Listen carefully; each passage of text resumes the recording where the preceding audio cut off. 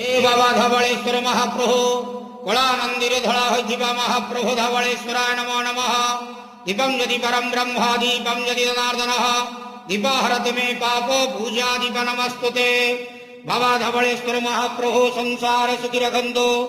आज महाशिवरात्रि जागर उपवास शुभ बुधवार रे समस्त श्रद्धालु भक्त मानक श्रीपद करंतु मनस्कामना पूर्ण करंतु कर्म क्षेत्रोन्नति करंतु ग्रहरिष्टमान खंडन करंतु जगतर मंगल करंतु विश्वर कल्याण करंतु समस्त द्वादशा भक्त मानकर मनस्कामना पूर्ण करंतु सेवक डाक श्रवण करंतु आपणकर नाम विख्यात करंतु समस्त जागर उपवास व्रतधारी मानकर मनस्कामना पूर्ण करंतु।